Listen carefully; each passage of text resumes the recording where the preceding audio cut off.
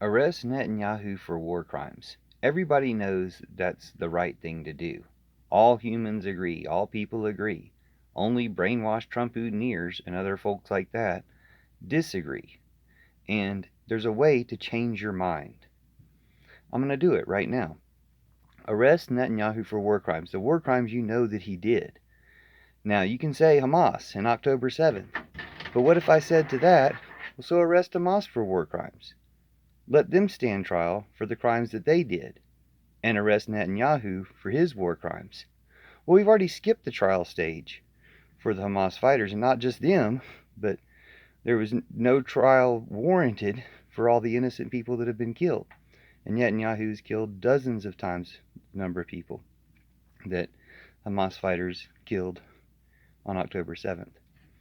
And it's not just about fairness, or it's about changing the way you think about things, that you can skip the trial for the Hamas fighters because we all knew or accepted that they did that.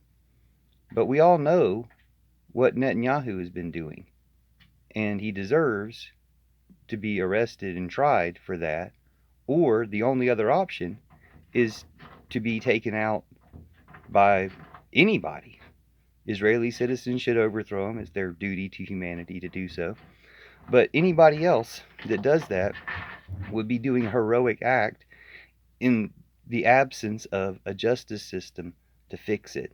Now, one reason I'm reminded of this is there's a tyrant from Guatemala who murdered over 1,000 people, mostly indigenous people, but murdered hundreds of people 40 years ago, and is just now facing trial. His brother was the president, and his brother never faced trial and got to live out his life without any consequences for that.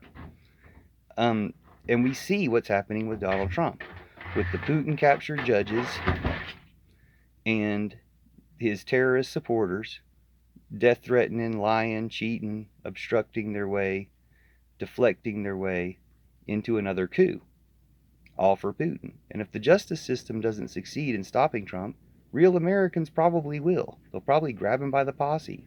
There'll probably be a mob to decide it instead of a court. So Putin and Trump and the Trump-oodiniers should be careful what they wish for, because that's the result they're going for, and something's going to stop the genocide. If it's not Biden cutting off the funds, if it's not some type of international court or power that we don't apparently have but should, it should be the people. The people of Israel have the right and the duty to do that, to replace Netanyahu any way they can. They don't have to wait for an election, is the point. They didn't wait for an election to get Netanyahu when he made comments, incendiary comments, to prompt the assassination of Rabin. So it would be poetic justice for him, however he stopped. But the point is to stop him, and the court is the nice and merciful thing to do. So we should go for that option, be careful what you wish for, and stop these tyrants. And in general, the fact that no one expects people at the top to face justice, while all these people at the bottom are ground up by the justice system, whether they did anything wrong or not. I think we need to go ahead and reassess all priorities in this realm of justice to where only people at the top get prosecuted first before anybody at the bottom.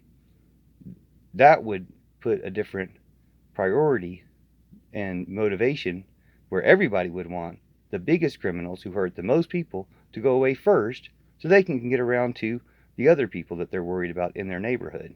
But those people hurt far more people, and stopping them helps far more people. So let's do it.